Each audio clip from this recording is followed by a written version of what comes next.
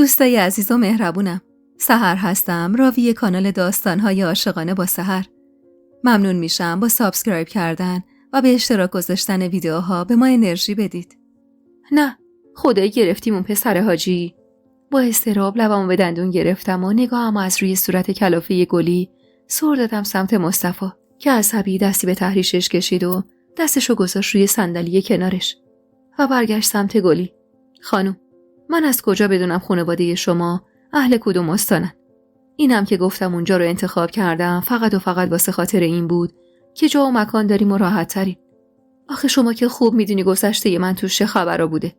اون وقت چجوری انتظار داری بتونم برگردم تو شهری که یه روزی ازش بیرونم کردن؟ گلی که با بغض حرف میزد دل منم به درد میومد. دستشو تو دستم گرفتم و فشارش دادم. انگار که مصطفی هم به بغض گلی پی برده بود که لحنش رو آرومتر کرد. گلی خانم، کسی که تو اون شهر خبر نداره شما تا الان کجا بودی و چی کار میکردی. شاید رفتم به اونجا یه نشونه از خداست که میخواد دست شما رو بذاره تو دست پدر مادرتون. حرفای مصطفی واقعا دلگرم کننده بود. گلی اما بدون هیچ حرفی سرشو به پشتی صندلی تکیه داد و چشماشو آروم گذاشت رو هم. خوب درکش میکردم. میدونستم چقدر واسش سخته برگشتم به اون شهر و رو در رو شدم با آدمایی که واسه یه تعصب بیجا زندگیشو به باد داده بودن. مصطفی زیر لب بسم اللهی گفت و اتولشو روشن کرد. یه جوری به دار و درخت و خیابونا نگاه میکردم که انگار میخواستم خاطره امروزو واسه همیشه تو ذهنم ثبت کنم. از شهر که زدیم بیرون سرمو چسبوندم به شیشه اتول و گوشمو سپردم به ترانه ملایمی که از دستگاه اتول پخش میشد. تا چشم کار میکرد بیابون بود و برهوت. مصطفی بدون اینکه چشم از جاده برداره رانندگی میکرد و گلی و بچه هم غرق خواب. من اما آشوب و دلنگرون بودم. دلنگرون از آینده و زندگی جدیدی که قرار بود توی اون شهر رو کنار آدمای جدید بسازم.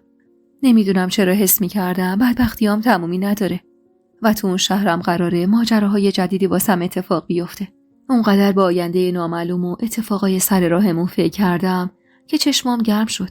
اما وقتی چشممو باز کردم وحشت زده و هراسون نگاهی دورو برم انداختم. تازه از خواب پا شده بودم و نمیدونستم کجام و تو چه موقعیتیم که یهو چشمم افتاد به گلی و مصطفی که روی تخت چوبی دم یه مغازه قدیمی نشسته بودن و هر کدومشون یکی از بچه‌هامو بغل گرفته بودن. و سامم با فاصله کمی ازشون با گربه کوچیکی که دم مغازه آفتاب گرفته بود بازی میکرد. نفس عمیقی کشیدم و از اتول پیاده شدم. هوا نسبت به شهر خودمون سردتر بود و من نگران لباس کم تن بچه‌ها بودم. گلی، بچه‌ها یخ میکنن. چیز درست حسابی تنشون نیست. اشاره کرد که برم سمتشون و گفت چاره چیه؟ حالا بیا یه چیزی بخور، سری میریم. نگاهمو دوختم به مصطفی که با امیدی که سعی داشت از بغلش بیاد بیرون کلنجار میرفت و خودمو رسوندم بهشون. آقا مصطفی، چقدر راه مونده تا برسیم؟ هنوز نصف راه هم نیومدیم. احتمالاً آخر شب میرسیم. بیایید سریع یه لقمه غذا بخورید تا هر چه زودتر راهی بشیم. اون روز ناهارو مهمون مصطفی بودیم. با ذوق چش دوخته بودم به خیابونای خلوتی که نیم متر برف پوشونده بودشون و آبرای پیاده‌ای که هر چند دقیقه یک بار از کنار اتول رد می‌شدن و از شدت سرما سرشون رو حتی الامکان تو لباسای گرمشون فرو کرده بودن. قدمای تند و با عجله و بخاری که از دهنشون میزد بیرون نشون میداد هوای این شهر چقدر نسبت به شهر ما سردتره. نیم ساعتی میشد که رسیده بودیم مقصد و من و گلی همراه بچه‌ها تو اتول نشسته بودیم تا مصطفی از بقالی چند تا خرت و پرت بخره و راهی خونه مادر بزرگش بشیم. دیارا، حالا واقعا میخوای تو خونه مادر بزرگ این یارو زندگی کنیم؟ من میخوام زندگی جدیدم و بدون تکیه به هیچ مردی شروع کنم. خودت که بهتر میدونی. من هیچ خاطره خوشی از کمک یه مرد غریبه ندارم. همون جور که چشمم به پنجره بود و با نگاهم حرکات مصطفی رو دنبال میکردم که دونه بدون خوراکی‌ها رو تو پاکت میذاش لب زدم. گلی، تو مشکلت با پسر حاجی چیه؟ بعد داره بدون هیچ چش داشتی کمکمون میکنه. حالا یه چند وقت تو خونش زندگی میکنیم تا قلق این شهر دستمون بیاد. بعد میریم یه جا رو واسه خودمون جور میکنیم. دیارا، تو مطمئنی بدون هیچ چش داشتی داره کمک میکنه؟ دختر، به خدا هیچ گربه‌ای محض رضای خدا موش نمیگیره. من که میگم این یارو گلوش پیش تو گیر کرده. این خط، این هم نشون. به خط و نشونی که گلی روی بخار شیشه کشیده بود نگاه کردم و گفتم بابا، طرف میگه رفیق صمیمی احمد بوده. حالا هم میخواد برادری در حق من بکنه و از زن و بچه یه رفیق صمیمیش که به قول خودش مثل برادرش بوده مراقبت کنه. اونم فقط تا وقتی که بتونیم سر پای خودمون وایسیم. حرفم تموم نشده که مصطفی در اتوبوس باز کرد و سوار شد. خب اینم از این. دیگه حالا میتونیم بریم خونه آبا اجدادیمون رو نشونتون بدم. با حرفی که گلی زده بود حالم یه جوری شده بود.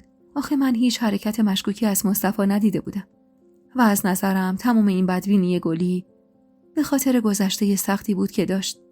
بفرمایید. اینم خونه‌ای که آنا و آتای حاج مرتضی سالیان سال توش با مهر و محبت زندگی کردن. نگاهمو سر دادم رو خونه‌ای که مصطفی اتومبیلش رو جلوش پارک کرده بود. یه خونه قدیمی بزرگ از اونا که وجب به وجبش پر از خاطرات نابه. اجازه بدید راهو باز کنم، بعد شما بچه‌ها رو بیارید پایین که سردشون نشه. اون قدری برف روی زمین نشسته بود که مصطفی به سختی تونست در حیاطو باز کنه. بهار و سیف خودم چسبونده بودم و با احتیاط پا جای پای مصطفی میذاشتم. کل حیاطو برفای پا نخورده سفید پوشونده بود و سکوت سنگین نیمه شب رو فقط صدای خرچ خرچ برف زیر پامون میشکست. گلی پاشو دیگه دختر. چقدر میخوابی؟ امروز تعطیله. مگه به سام قول ندادی ببریش بیرون؟ پاشو دیگه. بچه 2 ساعت لباس پوشیده تو حیاط منتظره. گلی بی خیال پتو رو روی سرش گذاشت و توی رخت خوابش غلطی زد. کلاف پتو رو از روش کنار کشیدم و گفتم گلی پاشو دیگه. به خدا خستم کردی. 1 ساعته دارم یه ریز صدات میکنم. دلت واسه اون طفل معصوم بسوزه. گلی اما غرولند کنان گفت دیارو چه خبر از صبح این عجله معلق بالا سرم وایسادی و غرغر میکنی؟ بابا دیشب تا صبح رو لباس دختر عطیه خانم کار میکردم. بذار یکم دیگه بخوابم. انگار تو چشمام شنریزه ریختن اینقدر میسوزه. همونجور که لباسای بهار رو تنش میکردم یه نگاهی به گلی انداختم که با موهای ژولیده و چشمای سرخ تو رخت خوابش نشسته بود.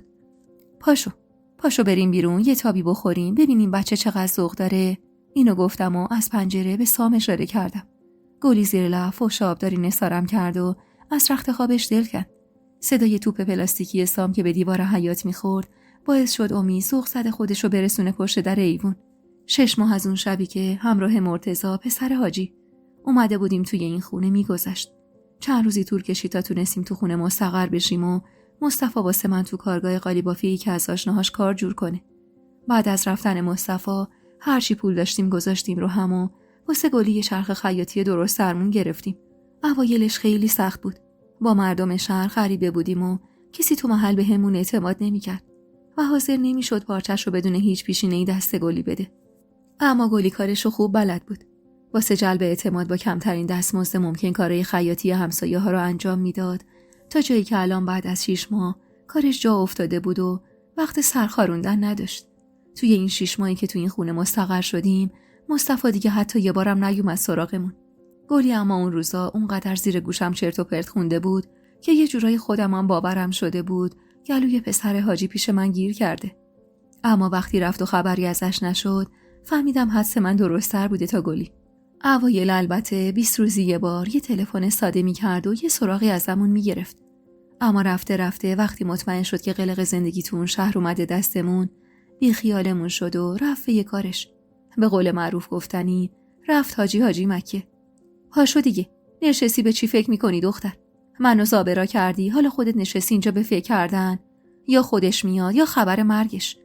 دیگه عادت کرده بودم به این حرفای گلی و دستم انگار حسابی پیشش رو شده بود و میدونست از این که مصطفی رفته و پشت سرشم نگاه نکرده یه جورایی دلگیرم. لباس قبلی بهار رو که از تنش در آورده بودم تا بشورم و پرت کردم سمتش. تو آدم بشو نیستی گلی؟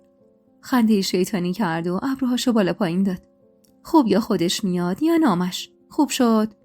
کم پر حرفی کن گلی خانم. زور شد بابا. چادر گل دارم و از چوب رختی برداشتم و چادر گلی رو هم بهش دادم.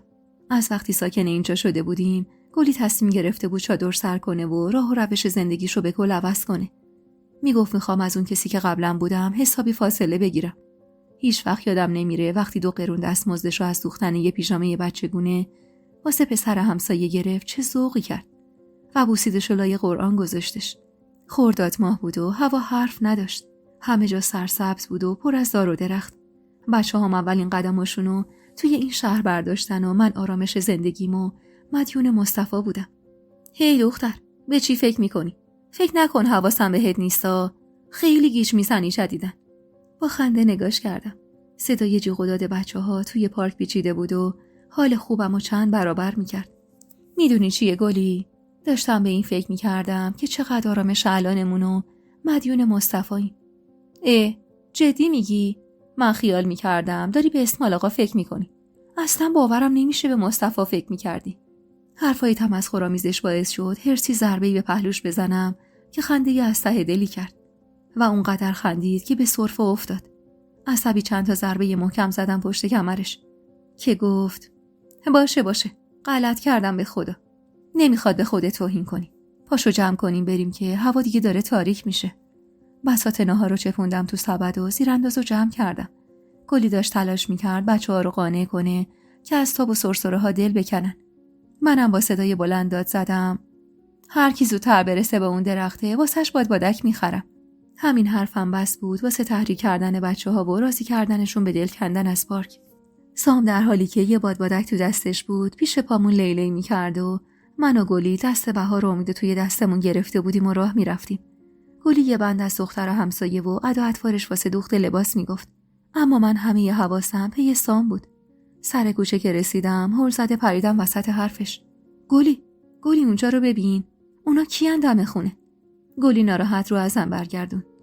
داشتم حرف میزدم و منو باش دارم واسه اونا کیان دارن میرن تو خونه؟ دم غروب بود و هوا داشت تاریک میشد و من فقط تونستم تشخیص بدم که چند تا زن چادری میرن تو خونمون. بهار رو زدم زیر بغلم و قدممو تندتر کردم تا خودمو برسونم بهشون. خانوما کجا به سلامتی سرتون انداختین زیر دارین میرین؟ شما کی هستین؟ یکی از زنها که معلوم بود سنش از بقیه بیشتره نگاه سرتاپایی به هم انداخت.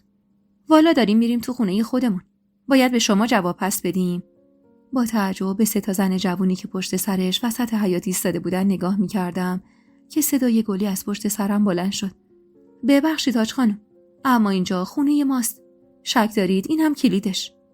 در حالی که گلی دست کلیدو توی هوا میچرخوند، صدای زنگ تلفن خونه که تو گوشم پیچید بی خیال بحث زن محجب و گلی شدم و دویدم سمت ساختمون. خانم کجا سرتو انداختی زیر داری میری بالا؟ اونقدر اون لحظه عصبانی بودم که حتی لهجه اونا که لهجه شهر خودم بود نمیتونست چیزی رو بهم یادآوری کنه. صدای داد و بیداد گلی تو گوشم بود و به زور میتونستم صدای پشت گوشی رو بشنوم. الو دیار خانم، من مصطفام. صدامو میشنوی؟ من چند روزی خونه نبودم. متاسفانه حاج خانم و خواهرام اومدن اونجا. میشنوی چی میگم؟ مبادا حرفی بزنی یا فعلا بگو مستاجرم تا من خودمو برسونم. مصطفی اینا رو گفت و منتظر نمون من جوابی بدم و قطع کرد. تو مطبخ سرگرم آماده کردن بساط پذیرایی بودم. صدای چرب زبونی گلی تا اینجا می اومد ولی دل من همچنان عین سیر و سرکه می جوشید. وقتی از زبون مصطفی شنیدم قضیه از چه قراره گلی رو کشیدم کنار و زود همه چیزو بهش فهموندم قبل از اینکه چیزی رو لو بده. با اینکه به حاج خانم گفته بودیم مستاجریم اما نگاه‌های مشکوک و توأم با اخمش نشون میداد حرفمون رو باور نکرده. حقم داشت. تموم خونه پر بود از وسایل مادر بزرگ مصطفی و ما جز یه مش خنزل پنزه چیزی نداشتیم. اون زمونا کسی خونه رو با اسباب اساسی اجاره نمیداد. اونم کی؟ حاج مرتضایی که نیازی به این 1 قرون دوزارای پول اجاره خونه نداشت. با اضطراب سینی چای رو اول جلوی حاج خانم گرفتم. هنوزم چادر سیاهش رو سفت و سخت گرفته بود و با اخم نگاه میکرد. با پشت دستش سینی چای رو رد کرد و به تبعیت از اون دختر و همکارش رو تک به تک تکرار کردن. شرمسار سینی رو وسط گذاشتم و یه گوشه کنار بچه‌ها نشستم. صدای شیر آب از حیاط می اومد. مردی که بعداً فهمیدم داماد کوچیک حاج مرتضاست و زحمت آوردن خانوما رو به این شهر کشیده بود، سخت مشغول شستن اتومبیلش بود. گلی بی توجه به اخمای در همه حاج خانوم و نگاه‌های چپ چپ دختراش یه بند از دست خیریه حاج مرتضی حرف میزد. تا جایی که حس کردم با حرفاش اخمای حاج خانوم بیشتر از قبل تو هم گره میخوره. واسه همین با چند تا سرفه مصلحتی پریدم وسط حرفش که حاج خانوم کلافه از جا بلند شد. اگه اجازه بدید یه زنگی به حاجی بزنم ببینم تکلیف چیه. با اضطراب از جا بلند شدم. اختیار داری. شما صاحب اختیارید. لبخند میزدم ولی تو دلم چنان غوغایی به پا بود که فقط خودم ازش خبر داشتم و بس. دوست نداشتم حاجی ماجرا رو از دهن زنش بشنوه و واسه مصطفی بیچاره دردسر بشه. تفلک اومده بود ثواب کنه و حالا فکر می‌کردم داره کباب میشه. نگاهم به سامو، دختر بچه 6-7 ساله‌ای بود که همراه حاج خانم و دختراش اومده بود و حالا کنار بچه‌هام نشسته بود. ولی تمام هوش و حواسم پی حرفای حاج خانم بود. ببخشیدا، فضولی نباشه، ولی مرد نداره این خونه. این وقت شب شده و خبری از کسی نشده. واسه همین میپرسم. نگاهمو دوختم به صورت دختر حاجی. همون مثلثی صورتش که از پس چادر سیاهش به چشم میخورد و حاج خانم مو نمیزد. اما قبل از اینکه من چیزی بگم گلی پیش دستی کرد و گفت والا ما خودمون مرد خودمونیم. از اضطراب حرف گلی پوست لبمو میکندم و سعی میکردم با چشم و ابرو بهش بفهمونم که دیگه ادامه نده. حاج خانم تلفن رو قطع کرد و برگشت طرف دختراش. حاجی میگن امشب همینجا سر کنیم تا بیا تکلیفمون رو روشن کنه. اون شب یکی از اتاقا رو واسه حاج خانم و دختراش آماده کردم و نگم از حال روزم که چقدر معذب بودم تو اون خونه. اونا صاحب خونه بودن و ما یه جوری خونه رو غصب کرده بودیم و باعث سلب آسایششون شده بودیم. گلی اما بی خیال یه بند ادای حاج خانم رو در می آورد و ریز ریز می خندید. من اما دلم آشوب بود. صبح با صدای ترق و طروق ظرفای مطبخ چشم باز کردم. چرخی تو رخت خوابم زدم. فکر می کردم صدای گلیه که از مطبخ میاد. اما نه. گلی کنارم خواب بود. مثل برق و باد نشستم تو رخت خواب. انگار که تازه یادم افتاده بود کجام و دیشب چه اتفاقایی افتاده. پاک فراموش کرده بودم که تو خونه مهمون هست و ممکنه گرسنه بشن. با خودم گفتم حتما خودشون از شدت گرسنگی رفتن تو مطبخ و دست به کار شدن واسه آماده کردن بساط صبونه. واسه همین کلافه گلی رو صدا زدم. گلی پاشو. اینا بیدار شدن، از تو مطبخ سر و صدا میاد. پاشو، زشته به خدا. ما خوابیدیم، اونا از خودشون پذیرایی کنن. این رسم مهمونداریه. ولم کن بابا. به من چه که کی داره چی کار میکنه. هرسی بالشتم و سمتش پرت کردم و پاشدم و لباسامو مرتب کردم.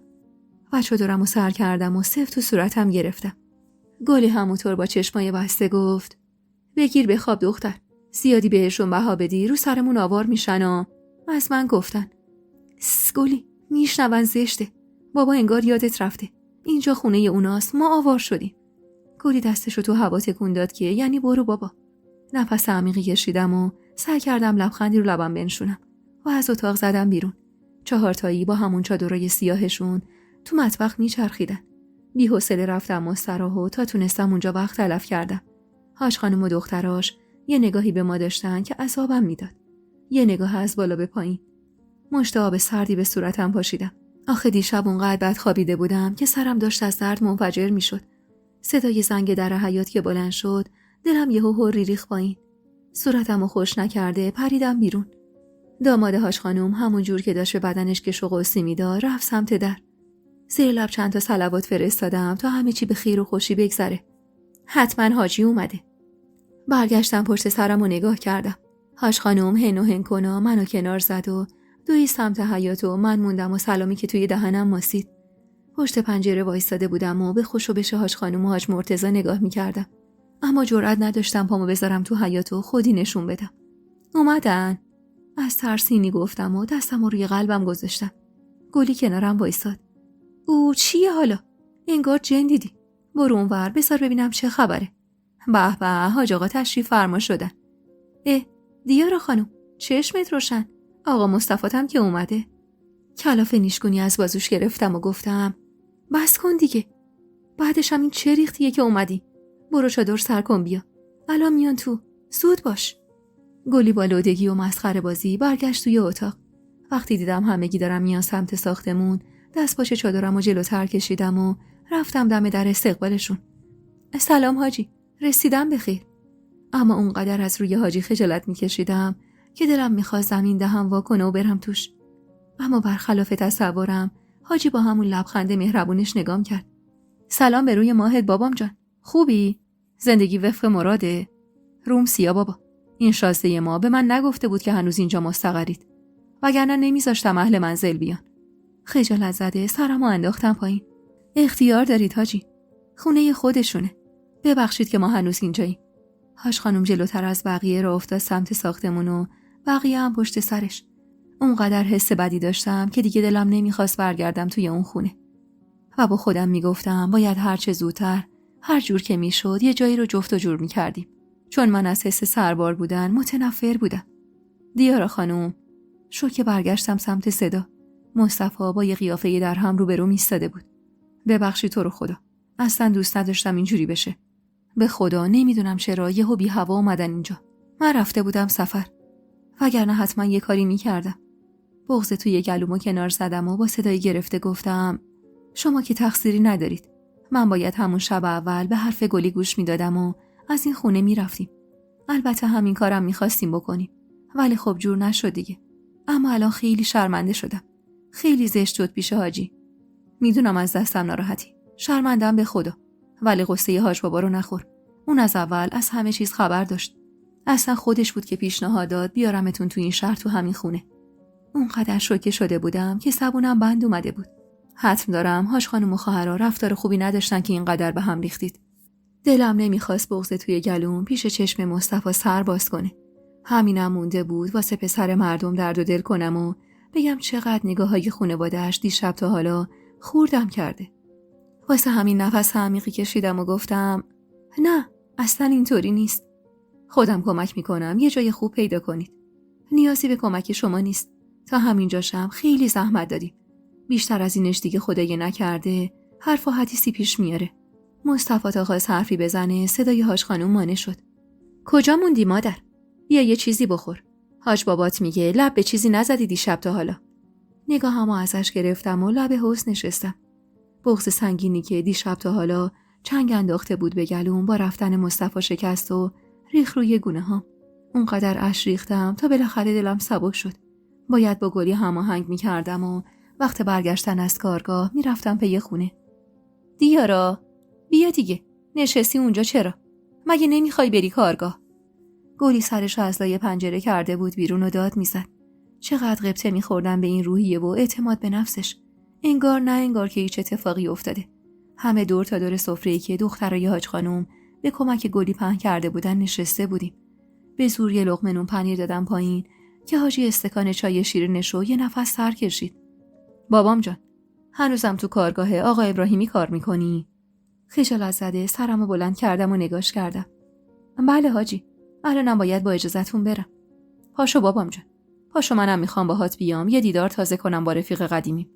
نمیدونم چرا با این حرف حاجی هول شدم و نگاهمو سر دادم رو صورت حاج خانم که با اخمای درهم چش دوخته بود به لقمه نون توی دستش. پشت سر من و حاجی اما مصطفی هم از سر سفره بلند شد. حاجی، خودم میرسونمتون. روی صندلی عقب اتول نشسته بودم و نگاهمو دوخته بودم به خیابونایی که مصطفی با کمترین سرعت ممکن داشت ازشون میگذشت. بابام جان، منم دم باهات اومدم تا یه جایی رو جفت و جور کنم واسهتون. این شازده پسر به من نگفته بود شما هنوزم اینجایید، وگرنه نمیذاشتم بیان سر وقتتون و اینجوری دلخوری پیش بیاد. الانم نگران نباش، چیزی نشده. خودم کمک میکنم یه جای خوب خونه بگیری. تو فقط غصه نخور بابام جان. اختیار دارید حاجی، اینطور نگید. این شمایید که باید ما رو ببخشید که کماکان تو خونتون موندیم و اسباب زحمت شدیم. الانم راضی به زحمت شما نیستم. خودم بعد از کارگاه میرم پی خونه. دخترم، آخه به یه زن تنها که خونه نمیدن. حرف حاجی حقیقت تلخ دیگه ای از زندگیم بود که هیچ جوره نمیشد انکارش کرد. حاجی سکوتم رو که دید ادامه داد. والا به خدا اگه این دختر کوچیکه نیت نمی‌کرد بیا تو این شهر زندگی کنه، عمرن نمیذاشتم از این خونه بری. من این خونه رو واسه مصطفی گذاشته بودم کنار. حالا مجبورم یه چند وقتی بدمش دست تازه عروس دوماد تا زندگیشون جون بگیره. مصطفی من و حاجی رو دم کارگاه پیاده کرد و رفت. کنار حاجی خیلی معذب بودم. انگار که خودش متوجه حالم شده باشه، سعی می‌کرد با شوخی کردن و از هر دری حرف زدن سرمو گرم کنه و این حالت معذب بودن رو از بین ببره. بابام جان، برو سر کارت، منم میرم پیش آقا ابراهیمی تا تو کار تموم بشه. خجالت زده سرمو انداختم زیر و گفتم حاجی، به خدا روم سیاهه. حلال کن که مجبور شدم اون همه دروغ بهتون بگم. فدای سرت بابام جان، من درکت میکنم. شرایط سختی داشتی. وقتی فهمیدم دروغات واسه چی بوده، کوتاه اومدم. وگرنه من هیچ جوره با دروغ کنار نمیام بابام جان. اما اگه از من میشنوی که میگم تو بنده خوب خدایی، اون بالا سری خیلی خاطر تو خواسته که به راه کج کشیده نشدی. میدونی چیه بابام جان؟ گاهی وقتا خود خدا هم یه نیمچه دروغو میبخشه واسه نجات یه زندگی. من که دیگه این وسط کاری نیستم. بغض گلومو گرفته بود. حاج مرتضی با این حرفاش کاری کرد که تا آخر عمر نمگیرش باشم. در جوابش فقط تونستم لبخند بزنم و سکوت کنم و راه بیفتم سمت اتاق. قسمت قالیبافی کارگاه فقط زنونه بود و همه همکارام زنای جوون بودن و از اهالی خود همون شهر. آیسن تقریبا هم سن و ساله گلی بود و من بیشتر از بقیه باهاش جیک تو جیک بودم. به محض اینکه پامو گذاشتم توی اتاق برگشت طرفم. سلام خانوما، دیر کردی امروز. بدو بیا سر کارت ببینم. یه لبخند زورکی نشوندم رو لبم و چادر و کیفمو آویزون کردم به چوب رختی و نشستم کنارش. ایوا، چرا اینقدر دماغی تو؟ به خاطر ترک زبان بودنش وقتی فارسی حرف میزد کلمه ها رو یه جور با مزه‌ای با لهجه ادا میکرد که دلم واسش ضعف میرفت. آه بلندی کشیدم و نخ و دور چله تاب دادم. گیر افتادم آیسن. خیلی به پول نیاز دارم. به نظرت آقا ابراهیمی میتونه حقوق چند ماه همو پیش بهم بده؟ آخه باید خونه کرایه کنم. حالا گفتم چی شده؟ تو هم یه جوری پکری انگار 6-7 تا کشتی داشتی غرق شدن. آره بابا، چرا نده؟ ولی فکر کنم ضامنی چیزی ازت بخواد. پارسال یکی از بچه‌ها از صندوق کارگاه وام گرفت ولی یه نفر ضمانتش رو کرد. یه آدم درست درمونم دورمون نیست ازش ضمانت بخوایم. گفتم دارم. یه آشنا دارم که با آقا ابراهیمی رفیقه. فکر کنم اون بتونه ضمانتمو بکنه. خب دختر، تو که آشنا داری خب از خودش پول بگیر. چه کاریه که رو بزنی به غریبه و صاحب کارت؟ هیچ میدونی اگه وام بگیری ازش تا چند سال میری زیر بار قسط و بدبختی؟ عیب نداره آیسن. خوش ندارم دستمو جلو کسی دراز کنم. آخه به غرورم بر میخوره. امان از این غرور تو. به خدا من اگه جای تو بودم. بی خیال حرفای آیسن شدم و سرمو به کارم گرم کردم. تا ساعت 4 بشه و وقت رفتنم بشه 1000 بار تو سرم از آقا ابراهیمی تقاضای وام کردم و تو خیالم با حاج مرتضی کلنجا رفتم. بعد از اینکه همه از کارگاه زدم بیرون چادرمو انداختم رو سرم و رفتم سمت دفتر رئیس. کف دستام اما از اضطراب نحوه برخوردش جلوی روی حاجی خیس عرق شده بودن. همش میترسیدم نکنه سکه یه پولم کنه و رومو زمین بندازه. وقتی چشمم به آقا ابراهیمی افتاد که تک و تنها توی اتاقش نشسته بود نفسمو راحت بیرون دادم و چند تا تقه به در زدم. بیا تو دیارا خانم. حاجی همین الان پیش پات رفت. سلام آقا ابراهیمی، خسته نباشین. من با خودتون کار دارم. اجازه هست؟ با دست اشاره‌ای به صندلی کنار میزش کرد. با شک و دودلی صندلی رو جلو کشیدم و خودم رو روش جا دادم. خب بگو ببینم چی باعث شده بعد از چند ماه افتخار بدی و پا بذاری تو این اتاق؟ آقا ابراهیمی شاید 10-12 سالی از حاجی جوان‌تر بود یا شاید هم کمتر. تیپ و قیافش دقیقاً عین حاجی بود. ولی رفتار و برخوردش هیچ شباهتی با حاج مرتضی نداشت. من از همون روز اول تو حجره کنار حاجی احساس امنیت کردم. ولی تو این کارگاه همیشه یه حسی بود که باعث میشد مواظب حد و حدودای خودم باشم و سعی کنم فاصله‌مو با آقا ابراهیمی حفظ کنم. آیسن که میگفت تو عقل نداری. آقا ابراهیمی زن نداره، عالم آدم واسش تور پهن میکنن. اون وقت تو جفتک میندازی؟ برعکس ماجرای مصطفی که گلی دائم تو گوشم میخوند خاطر شده و من باور نمیکردم. اما اینجا وقتی آیسن اصرار داشت که آقا ابراهیمی چشمش منو گرفته، با اینکه در ظاهر باهاش مخالفت میکردم ولی تو دلم مطمئن بودم حرفای آیسن پر بیراه نیست. آقا ابراهیمی 2 تا پسر داشت و 3 تا دختر که همشون رو سر و سامون داده بود. به گفته آیسن 5-6 سالی میشد که زنش به رحمت خدا رفته بود و حالا پی یکی میگشت که بیاد و بشه مونس روزای تنهاییش. و کی بهتر از یه زن جوون بیوه‌ای مثل من؟ گاهی اوقات از خدا قهرم میگرفت. چرا من باید تو این شرایط قرار میگرفتم؟ مگه من از این زندگی چی میخواستم؟ چرا سایه احمدم رو سرم نگه نداشته بود که حالا بشم زن بیوه‌ای که به قول معروف گفتنی رو سری سرشم دشمنش محسوب میشد؟ و هر جا میرفتم باید اونقدر سرسنگین برخورد میکردم و اونقدر خودمو میپوشوندم که خدای نکرده کسی در موردم اشتباه فکر نکنه. همه این مصیبت‌ها هم فقط و فقط به خاطر بیوه بودنم بود و نگاه اشتباه مردم جامعه به زن بیوه. ولی خب چه میشه کرد؟ با تقدیر که نمیشه جنگید. اما تو تمام اون مدت هیچ وقت نتونستم آیسنو واسه این همه ذوقش در کنم. آخه آخرین دختر آقا ابراهیمی هم چند سالی از من بزرگتر بود. اون وقت چطور میتونست واسه خاطر اینکه چشمش منو گرفته اینقدر ذوق کنه و دائم تو گوشم بخونه که یه روی خوش بهش نشون بدم. هیچ وقت دلم نمیخواست واسه خاطر یه قرون دوزار نیشمو شل کنم و روی خوش نشون بدم به مردی. ولی اون لحظه انگار مجبور بودم. رفتارای حاج خانم اونقدر تحت فشارم گذاشته بود که ترجیح دادم با آقا ابراهیمی یکم نرمتر رفتار کنم تا بتونم ازش وام بگیرم و پول پیش خونه رو جور کنم. در حالی که چادرمو صفر گرفته بودم سعی کردم گره اخم ابروهامو باز کنم. والا آقا ابراهیمی، راستش نمیدونم چه جوری بگم. یعنی چیزه. یعنی راستش نیاز به پول دارم.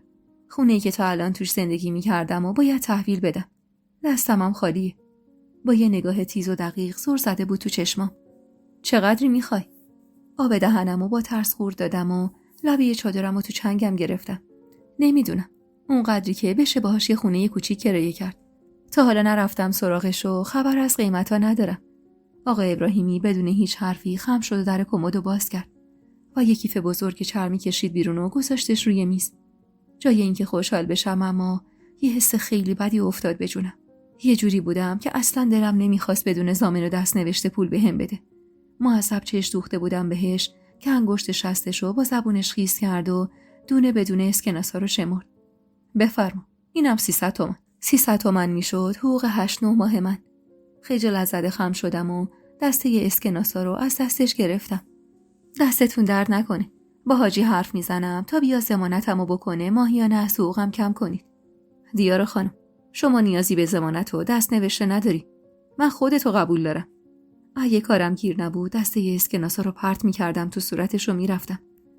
اما امان از بی کسی و نداری. هرسی پولا رو چپوندم تو کیفم و از اتاقی زدم بیرون. حاجی و مصطفی تو اتاق نشسته بودن منتظرم. خسته نباشید بابام جان. بریم که همین امروز یه جا واسه‌تون ردیف کنم. آخه یکم سرم شلوغه، باید هر چه زودتر برگردم. کلافه نشستم رو صندلی عقب. از دست خودم حسابی شاکی بودم. مصطفی هم از تو آینه جلو نیم نگاهی بهم انداخت که باعث شد داغ دلم رو با کشیدن اخمام تو هم رو اون بنده خدا خالی کنم. حاجی از حرفای آقا ابراهیمی واسه مصطفی میگفت و منم از پنجره سر زده بودم به خیابونای اطراف. من خبر نداشتم حاج خانم فوت شده. بیچاره آقا ابراهیمی میگفت دختر کوچیکه رو دست تنها فرستاده خونه شوهر. سنگینی نگاه مصطفی رو از تو آینه حس می‌کردم. جوری که حاجی هم متوجه شد. بابام جان، اصلا حواست به من هست؟ مصطفی دستپاچه نگاهی به حاجی انداخت. شرمنده حاجی، فکرم حسابی مشغوله. نمیدونم برای خونه باید بریم کدوم محله. بابام جان، یه محله درست حسابی برو. 2 زن تنها جاشون باید امن باشه. هر زده پریدم میونه حرفشون. حاجی، اگه میشه جای گرون قیمت نرید. من تموم پولم 300 تومنه. مصطفی ابروهاشو داد بالا و از تو آینه زل زد بهم. ولی به حرمت حضور حاجی چیزی نگفت و در عوض خود حاجی برگشت سمتم. بابام جان، تو قصه پولشو نخور. پس من چی کارم این وسط؟ چادرمو کشیدم جلوتر و گفتم خدا سایه شما رو از سر خانواده کم نکنه. ولی حاجی، من خوش ندارم کسی کمکم کنه. میخوام رو پای خودم بایستم. حاجی یکم اصرار کرد و وقتی دید مرغم یه پا داره کوتاه اومد. اما مصطفی با اخمایی در هم سر زده بود به خیابون و سکوت کرده بود و حتی دیگه یک کلمه حرفم نمیزد. چند جایی سر زدیم تا آخر یکیشون یه مورد مناسب همون معرفی کرد. تو یه جای خوب شهر که پول بیشتری میخواست. تمام مدتی که حاجی با صاحب بنگاه چونه میزد، مصطفی یه گوشه بوق کرده بود و حرف نمیزد. خب بابام جان، میخوای بریم خونه رو ببینیم؟ اگه اجازه بدین میخوام با گلی برم. هرچی باشه اونم یه حقی داره. حاجی لبخندی زد و ستایی رو افتادیم سمت خونه. صدای بازی بچه‌ها از توی حیاط تا سر کوچه می اومد.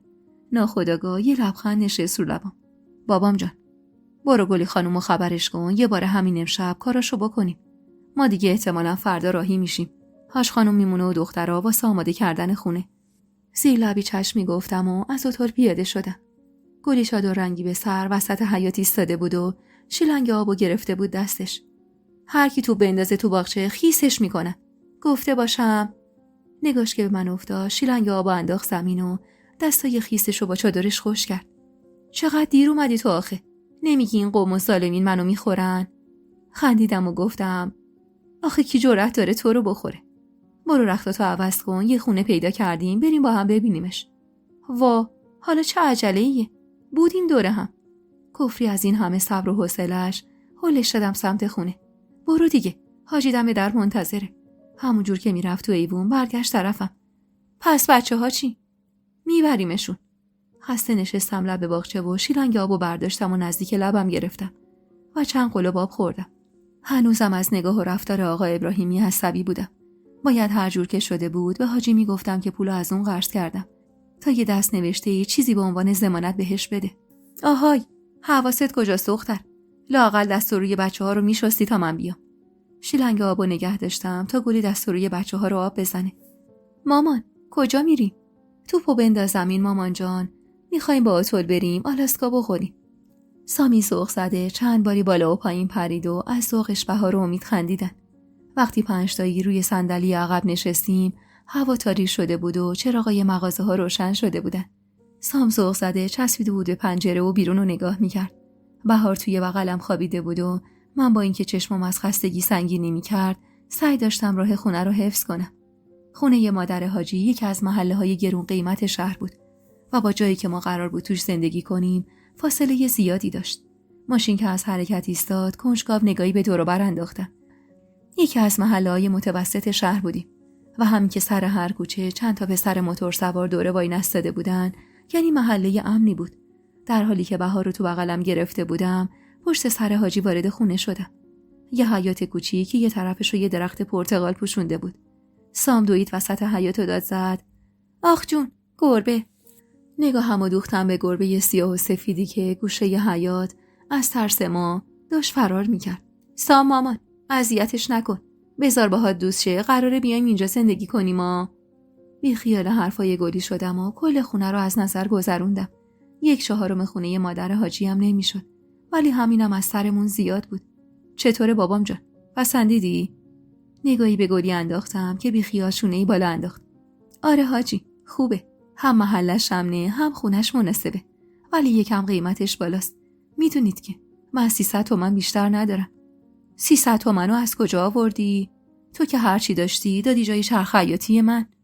نگاه چپ چپی به گلی انداختم که همیشه یه خدا بی موقع حرف میزد.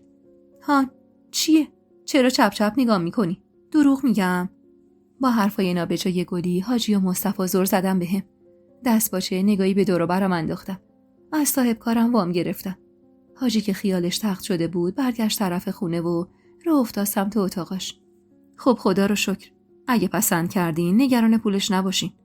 خودم راضیش میکنم. همون 300 تومنم کم پولی نیست. گلی پشت سر حاجی داخل خونه شد. صدای مزه ریختناشو میشنیدم ولی نگاه سنگین مصطفی اصلا نمیذاشت تمرکز کنم و ببینم چی داره میگه. و درست لحظه‌ای که خواستم برم دنبال حاجی صدای مصطفی رو پشت سرم شنیدم. آقا ابراهیمی رو چه حسابی این پولو بهت داده؟ از لحنش تعجب کردم و حرصی برگشتم طرفش. رو چه حسابی داده؟ رو حساب این که کارگرشم. ازش وام گرفتم.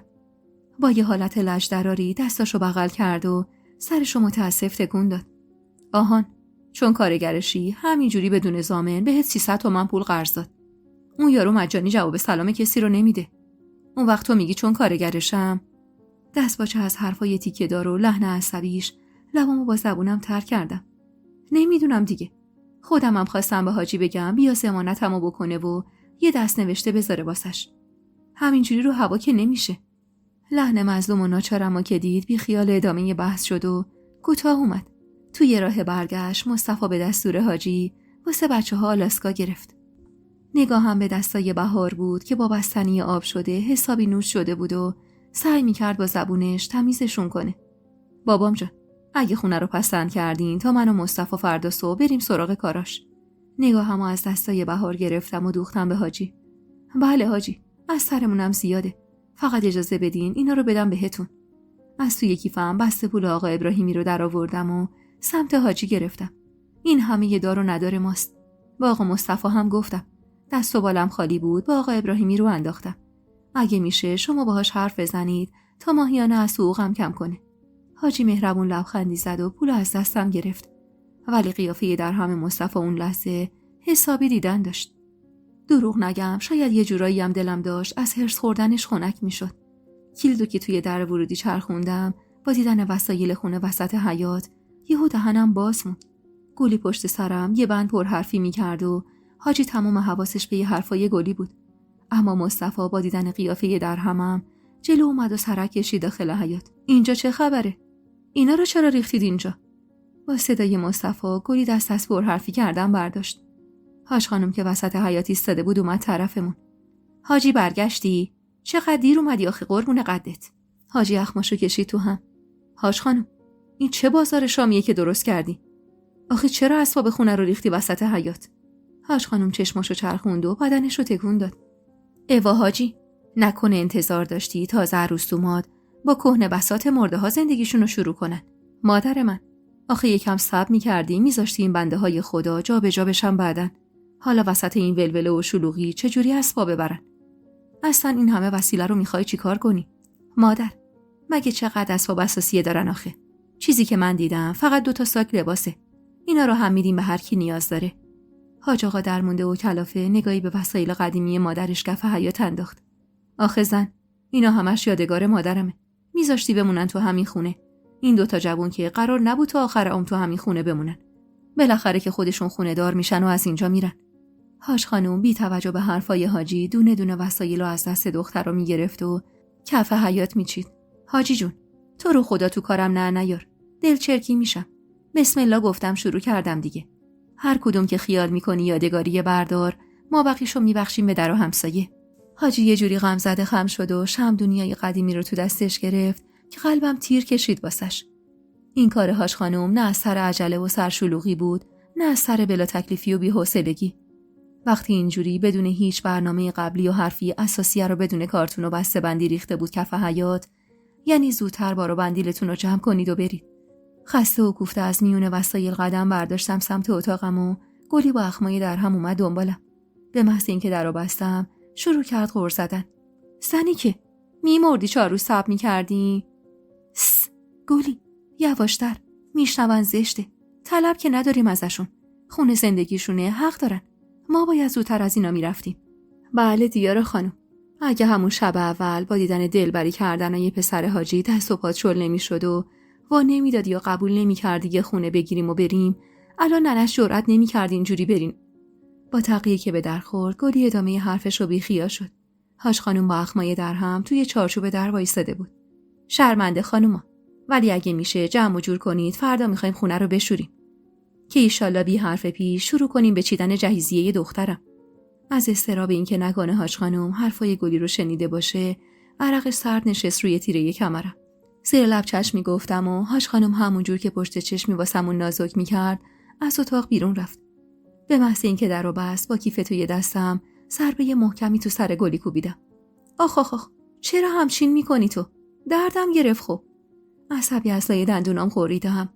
لال شی الهی، چرا یه دقیقه زبون به دهن نمیگیری گلی؟ اگه اون چرت و پرتاتو شنیده باشه چی؟ مظلوم نگام کرد. من چه میدونستم میادش پشت در؟ انگار یهو موش آتیش زدن. نشستم روی زمین و شروع کردم لباسای تو کمد و کلافه و بی‌دقت هل دادن تو ساک. چی کار میکنی حالا؟ بیا بریم یه شامی چیزی بخوریم بعد میایم. گلی سر به سرم نذار، به خدا حوصله ندارم. هرچی داغ دل دارم سرت خالی میکنم. بیا کمک کن جمع کنیم زودتر از این خونه بریم تا کی بشینیم و تحقیرای حاج خانم تحمل کنیم آخه. هان گلی وقتی دید راستی بی حوصله‌ام بالاخره کوتاه اومد و شروع کرد به جمع کردن لباسای بچه‌ها.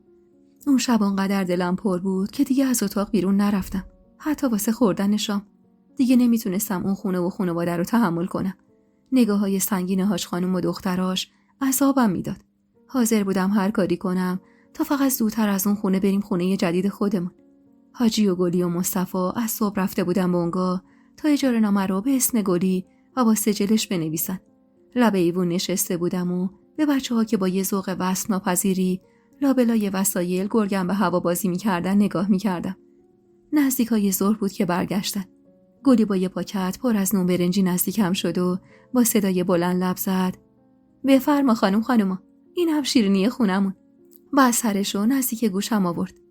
اولین خونه‌ای که با پول حلال و زحمت زیاد گرفتیمش. نمیدونم چرا از این حرفش بغضم گرفت. من و گلی روزای سختی رو گذرونده بودیم و حالا بعد از این همه سال سختی کشیدن تو زندگیامون وقتش بود کمی طعم خوشی رو هم بچشیم. لبخندی روی لبام نشوندم و یه دونه نون برنجی گذاشتم تو دهنم که مصطفی کاغذ سفیدی رو داد دستم. تای کاغذ رو که باز کردم نگاهم به دست نوشته آقا ابراهیمی افتاد و امضای حاجی و مصطفی پای برگه. شیرینی رو نجاییده قورت دادم. ممنونم پسر حاجی. مصطفی زورکی لبخندی زد و نگاهش رو ازم گرفت. با اینکه اصلا راضی نبودم به این کار. ولی حاجی میگه باید اجازه بدیم روی پای خودتون وایسید. سعی کردم به زور جلوی لبخندی که میخواد خونه کنه روی لبامو بگیرم. ته دلم قنداب شده بود و نمیدونستم به خاطر توجه مصطفی بود یا محبت و مردونگی حاجی. بابام جان، آماده باشید، شب اسباب میبریم خونه جدیدتون. از بین وسایل آنامم هر چی خواستید بردارید. اصلا همشو بردارید. تو هم یکی عین دخترای خودم. پیش تو باشه انگار تو همین خونه است. یه هفته از جابجا شدنمون به خونه جدید میگذشت. از وقتی از خونه آنا زدیم بیرون حالم بهتر شده بود و کمتر به پر و پای گلی میپیچیدم. خونه جدید یه خونه کوچیک و نقلی بود با 2 اتاق و یه مطبخ 2 متری که به قول گلی اگه می‌خواستیم 2 تایی با هم آشپزی کنیم دائم آرنج یکی می‌خورد تو صورت اون یکی. سینی چای رو گذاشتم زمین و نشستم رو بروش. با یه حالت مسخره‌ای خودش رو تکون داد و تکی داد به متکای پشت سرش. آخیش چقدر راحت این متکا. روح آنای حاجی مرتضی شد. به خدا دمش گرم که اینجور به دادمون رسید. نگاهی به متکای پشت سرش انداختم و یاد اون روز اسباب کشی افتادم که تا حاجی پیشنهاد داد که هر چی نیاز داریم از توی وسایل آنا برداریم. گلی بیرو در وایسی تون هر چی که به چشمش به درد می‌خورد و برداشت و گذاشت زیر بغلش رو با خودش آورد اینجا.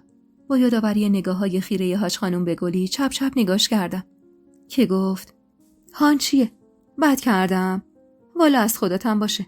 وگرنه الان باید به جای این به بخشه رخت خوابای کنج اتاق تکیه می‌کردیم و جای این چای خوش رنگ تو استکان نلبکیای شاه عباسی تو پیاله آب می‌خوردیم. والا به خدا. خانم 2 قرت و نیمش هم باقیه و چپ چپ نگام میکنه. خندم گرفته بود از حرفاش. گلی راست میگفت. حاجی با این کارش حسابی کمکمون کرده بود. که اگه نکرده بود چقدر باید میدویدیم تا خورد وسیله میخریدیم. میگم دیارا، به نظرت الان دیگه حاج خانم و دختراش برگشتن؟ بی خیالشونه بالا انداختم و یه قلوب چای سر کشیدم. من چه میدونم؟ حالا رفتن یا نرفتن اونا چه دخلی به ما داره؟ رفتن اونا دخلی به همون نداره. ولی رفتن پسرشون داره. میخوام ببینم چرا نمیاد یه سری به دلدارش بزنه. عصبی و کلافه گفتم گلی سر جدت باز شروع نکن به چرت و پرت گفتن. چرت و پرت چیه دختر؟ اگه تا الان شک داشتم که خاطر خواهد شده بعد اون ماجرای آقا ابراهیمی مطمئن شدم. کلافه استکان چای رو تو سینی کوبیدم و پا شدم رفتم سمت مطبخ. از اینکه ماجرای آقا ابراهیمی و پول قرض دادنش و رفتار مصطفی رو وقتی شنیده بود واسه گلی تعریف کرده بودم مثل چی پشیمون بودم. آخه تعریف ماجرا همون و دست بر نداشتن گلی همون. چپ و راست راه میرفت و زیر گوشم میخوند که مصطفی خاطرمو میخواد.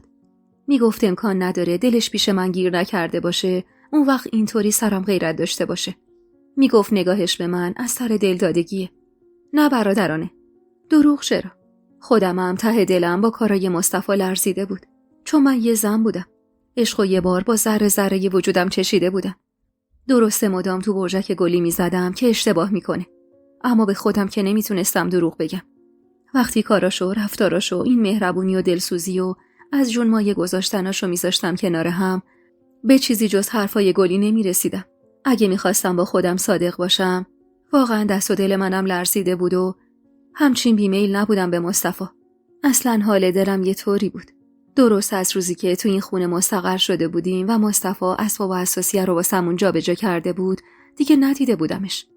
اما فکرش مداوم باهام بود. هر دقیقه یادش میافتادم و دلم میخواست ببینمش. اما سعی میکردم تو طول روز کمتر بهش فکر کنم تا شاید فکر و خیالش از سرم پاک بشه. اما انگار نمیشد و من سر تا پا عذاب وجدان بودم. احساس میکردم با این کارم دارم به احمد بیوفایی میکنم. واسه همینم تمام تلاشمو میکردم این حس و هر طور شده تو وجودم سرکوب کنم. غافل از خوابهایی که زمونه واسمون دیده بود و من از هیچ کدومش خبر نداشتم. سرگرم درست کردن کتلت واسه شام بودم که صدای زنگ در حیاط بلند شد و طولی نکشید که صدای خوشو بشه گلی بلند شد. کنجکاو و همون کتلت پهن شده کف دستم راه افتادم سمت حیاط و با دیدن مصطفی کنار گلی قلبم به تپش افتاد. سام با ذوق دوی سمت مصطفی و بغلش کرد. بفرما پسر حاجی، بفرما تو. مصطفی همونجور که سر سامو نوازش میکرد خجالت زده نگاهی به من که تو آستانه در راه رو ایستاده بودم انداخت و گفت خیلی ممنون گلی خانم. اگه اجازه بدین میخوام چند کلمه با دیار خانم حرف بزنم. نیش گلی که با این حرف مصطفی تا بناگوش باز شد حس کردم گونه‌هام گل انداخت. اجازه ما هم دست شماست آقا مصطفی. بچه‌ها بدوین بیاین بریم پی نخود سیاه. گلی همینجوری که دست امید و سام رو تو دستش گرفته بود و میکشید سمت خونه از کنارم رد شد و با چشم و ابروش واسم شکلک‌های مسخره در آورد. دست باچه کف دستمو به مصطفی نشون دادم. ببخشید اینا رو بذارم تو تابه الان برمیگردم. کتلت پهن شده توی دستم و کف تابه انداختم و دستامو شستم. گلی با لودگی به در مطبخ تکیه داده بود و آروم ترانه مبارکباد رو زیر لبی زمزمه میکرد. هرسی سقلمه‌ای به پهلوش زدم. جای این مسخره بازی‌ها حواست به کتلتا باشه. گلی میخندید و من همونجور که راه افتادم سمت راه رو نمیدونم چرا یهو به سرم زد. سنجاق سرم رو باز کردم و موهای سیاه مژدارم و ریختم دورم.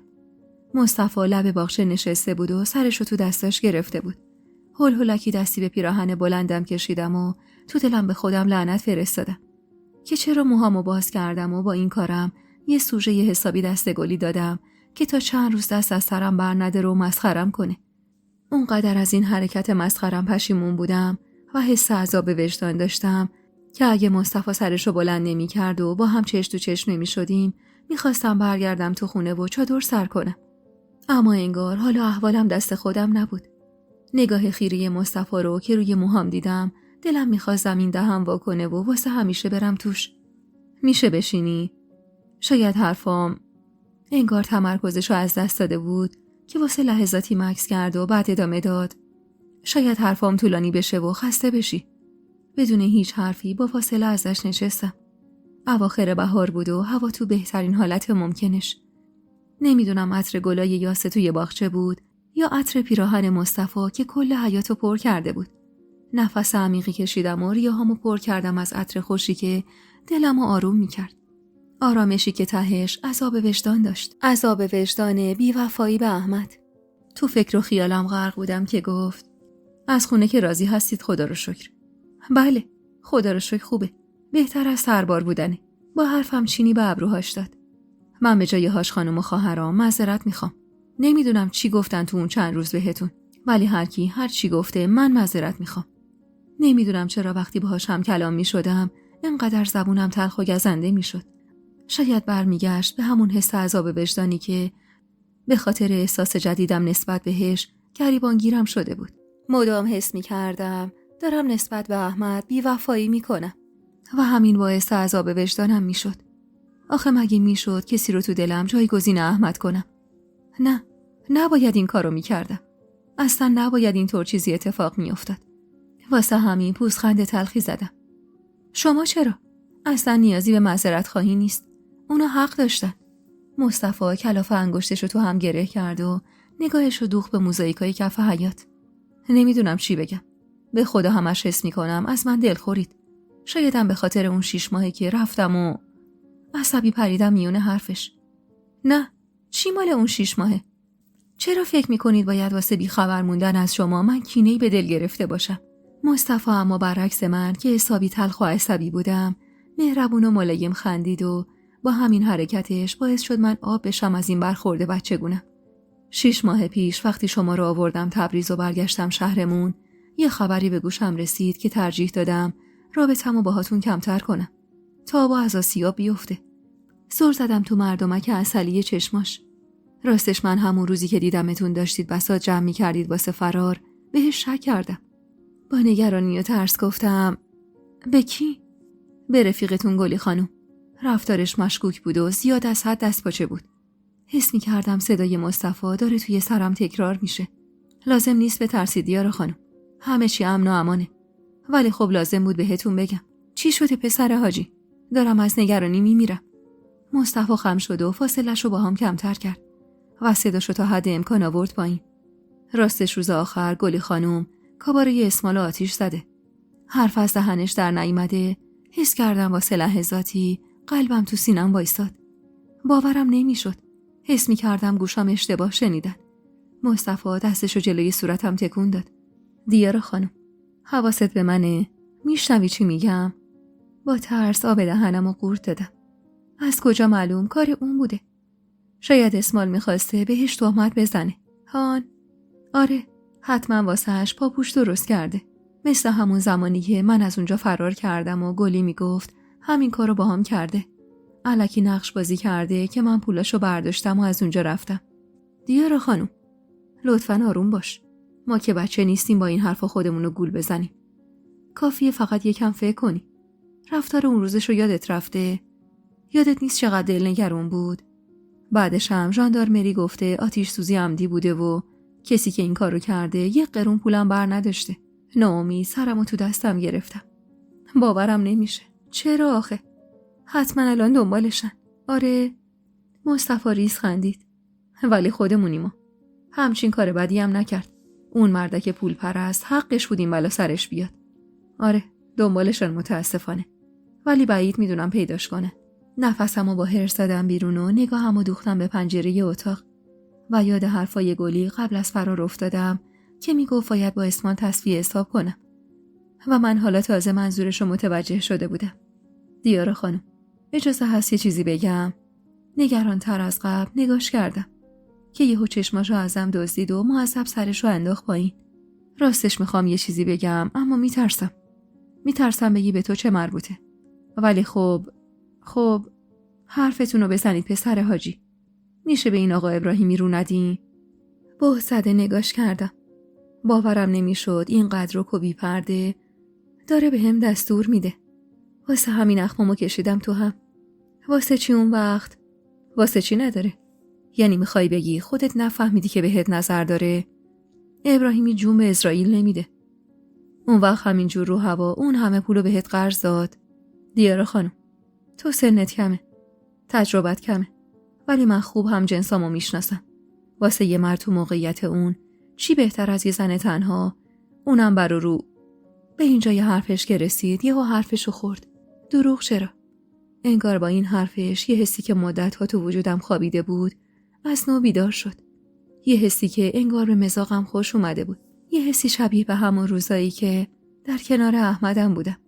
همون زمانی که داشت اون عشق قشنگ بینمون شکل میگرفت.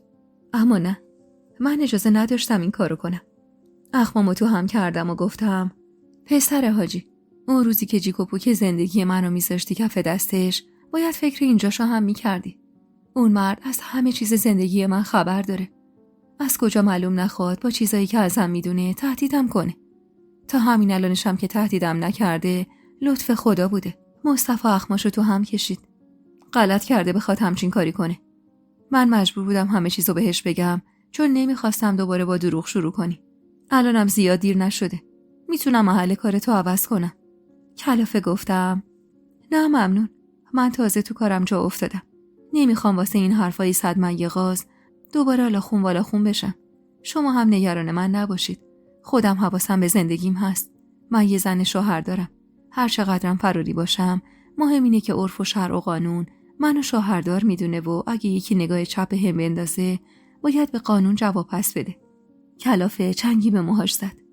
بله دیارا خانم، من بهتر از هر کسی دیگه ای میدونم شما شوهر داری، ولی همه آدمای دور و برت با شرف نیستن که بخوان از راه قانونی شرعی بهت نزدیک بشن و اسم جمال مانعشون بشه.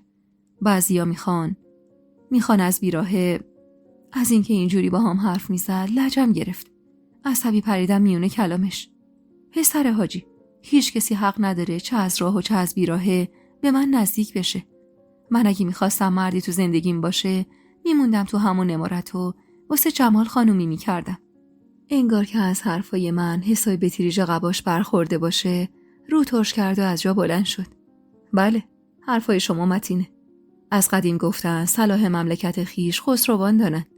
شما خودت بهتر میدونی. اینا رو که گفت و راه افتاد سمت در حیاط یهو به غلط کردن افتادم. چرا اینجوری حرف زدم باهاش آخه؟ چرا اصلا من اینجوری شده بودم؟ چرا با زبون تندم ردش میکردم اما دلم التماسشو میکرد؟ دست باچه تو دلم دنبال یه جمله میگشتم. از اون جمله ها که بتونه همه چیزو تغییر بده و آدمو رو از رفتن پشیمون کنه. اما نه، من اصلا اهل این شیرین زبونی ها نبودم. کم مونده بود عین دختر بچه‌های 4 ساله بشینم وسط حیاط و های های گریه کنم که مصطفی تو آستانه در ایستاد و چرخید طرفم. بغض تو گلومو به سختی قورت دادم و سعی کردم از ذوق اشک نریزم. حالا هوای اون روزام اصلا دست خودم نبود. از اینکه اینطوری بودم اصلا خوشحال نبودم. اما انگار از کنترل من خارج بود. چرخید طرفم و گفت فقط یه چیزی. نمیتونستم جوابشو بدم. نه که نخواما، نه اصلا. بغض نمیذاش یه کلم حرف بزنم. همونجور بغض کرده زور زدم بهش. به گلی خانم چیزی نگو. من فقط واسه خاطر این که بدونی چرا اون همه وقت نیومدم سر وقتتون و سراغی نگرفتم ازتون گفتم چیا شده. وگرنه نمیخوام با فکر کردم بهش آرامشتون به هم بریزه. اگه اشتباه نکرده بودم و پیش خودم خیال نمیکردم ازم دل خورید، عمرم بهتون چیزی نمیگفتم. لحن ناراحت و صدای لرزونش بغضم و سنگین تر کرد. دلم میخواست داد بزنم و بگم اشتباه نمیکردی. بگم تموم اون 6 ماه تو دلم بهت بد و بیراه گفتم و گله کردم از این معرفتیت. بگم حتی ته دلم گاهی احساس دلتنگی کردم. بگم حتی به خاطر تو کلی حرف از گلی شنیدم. دلم میخواست تمام حرفایی رو بهش بزنم که اصلا دلم نمیخواست حتی از ذهنم عبور کنن. چون حس میکردم دارم در حق احمدم ظلم میکنم. اما نه. این زبون لامصبم درست وقتایی که باید کار میکرد لالمونی میگرفت و وقتایی که باید لال میشد چنانی تند و تیز میشد که عین نیشمار میافتاد به جون طرف. البته اومده بودم ببینمتون چون فردا برمیگردم و شاید دیگه همو نبینیم. خوبی بدی دیدید حلال کنید. از شدت بغض و ناراحتی بود یا شایدم ترس رفتنش که زبونم بند اومده بود. نمیدونم.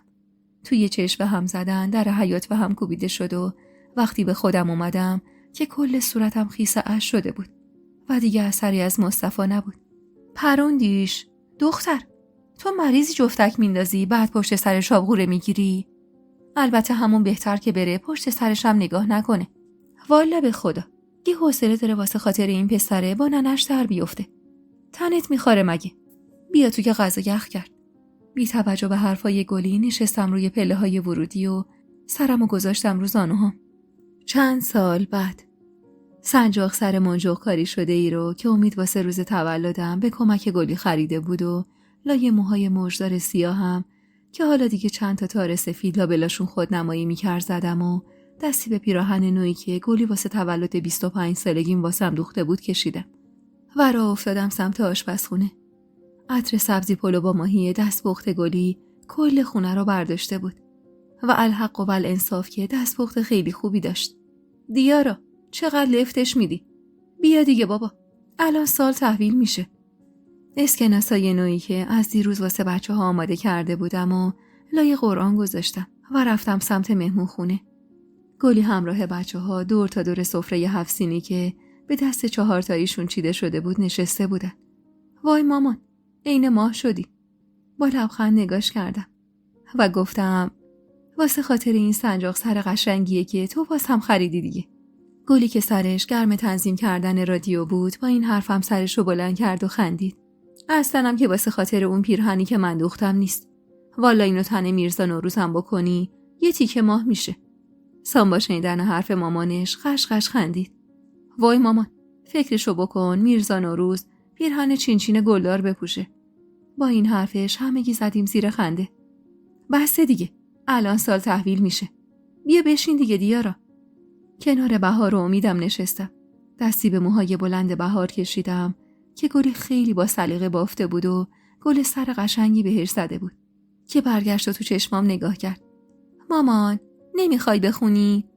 چرا مامان جان؟ مگه میشه دسته یه سال تحویل دعا نخون؟ دستاتونو باز کنید.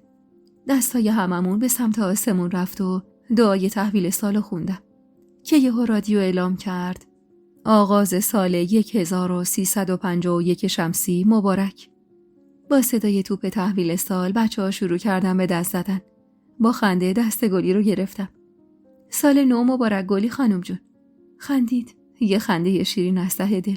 همون جور که میخندید بوسه‌ای روی دستش نشوندم که عین برق گرفته ها خندش قطع شد و زل زد بهم. وا، این چه کاریه؟ منم لبخند زدم. یه لبخند شرمنده و خجالت زده. کم مهر و محبت خرجم نکردی گلی خانم. هر وقت بچه شدم مادرم شدی. هر وقت مادر شدم خواهرم شدی. واسه بچه هامم که همه چی بودی. میدونی اگه نبودی چی به سر من می اومد؟ حلقه اش تو چشماش جمع شده بود. ولی خودش رو کنترل کرد و گفت آره خب راست میگی. من اگه نبودم تو به هیچ جا نمی رسیدی. دست کردم از تو جیب پیرهنم هدیه‌ای که چند ماه تموم واسه خاطرش تلاش کرده بودم و کشیدم بیرون و گرفتم جلوی صورتش. نگاهش که به زنجیر و پلاک توی دستم افتاد، قطره اشکی که خیلی سعی کرده بود کنترل کنه چکید روی گونش. گلی خانم، تو نه تنها واسه سام بلکه واسه من و بچه هم مادر بودی. این زنجیر و پلاک مادرم بیشتر از هر کسی برا زندته. اشکاشو با پشت دستش پاک کرد و دماغشو صدادار بالا کشید. طلاست. با سر جوابشو دادم. خاک تو سر دیارا. چقدر پول دادی بالاش؟ هیچ میدونی پولش چقدر زیاده؟ عقلت کجا بود آخه؟ خندیدم. اگه غیر از این میگفت بهش شک میکردم. لایه قرآنو باز کردم و اسکناسای نوی تا نخورده رو گرفتم دستم. اینم عیدی آقا سام گل گلابم که شده یه پارچه آقا. اینم واسه امید خان گل پسر مامان. اینم واسه تحتقاری خونه بهار خانوم. آخ نگم از بهارم که شده بود همون دختر آرزوهای احمد. یه دختر با چهره‌ای دقیقاً عین خودم. ولی رفتار و اخلاقش با گلی مو نمیزد. همونقدر شیرین زبون و زبر و زرنگ. ولی امید روزای سخت زندگیم. انگار خدا دوباره احمدمو به هم داده بود. با همون چشمای سیاه کشیده و دل پاک و سفید. همونقدر آقا و متین. جوری که وقتی نگاش میکردم تموم دلتنگیام واسه احمدو میشست و میبرد.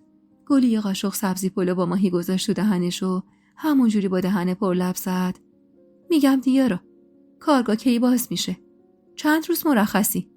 اگه 3-4 روزی میشه تا یه سفر کوتاه بریم یه طرفی، یه بادی هم به کله این ننه مرده ها بخوره.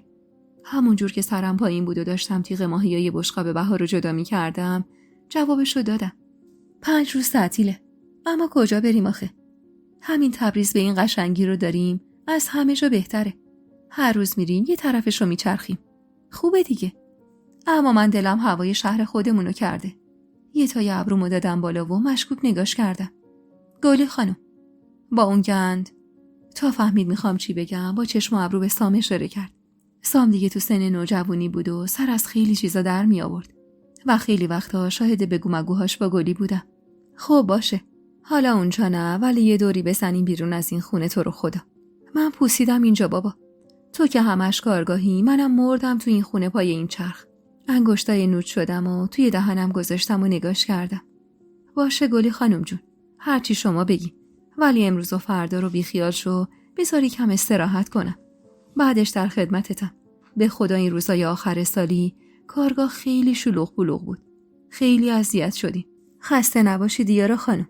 اون روزا که ذوق می‌کردی سرکارگر شدی، باید فکر اینجاش هم می‌کردی دیگه. با این حرف گلی یاد روزی افتادم که از کارگاه آقا ابراهیمی زده بودم بیرون و حس می‌کردم دنیا به آخر رسیده و دست تنها نمیتونم هیچ کاری از پیش ببرم.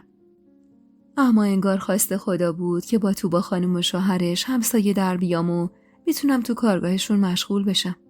غرق خاطرات روزی بودم که توبا خانم جلوی چشم همه کارگرها ازم قدردانی کرد و گفت از امروز دیارا سرکارگره. اون روز دقیقا رو ابرا سیر میکردم. کم سختی نکشیده بودم تو این سالها واسه زندگی پر از آرامش امروزمون. صدای زنگ در حیاط که بلند شد، شوکه برگشتم طرف گلی. دوستای عزیز و مهربونم، یک دنیا ممنونم که تا پایان این قسمت همراه هم بودید و خوشحال میشم اگه نظراتتون رو در مورد این قسمت توی کامنت ها با ما به اشتراک بذارید.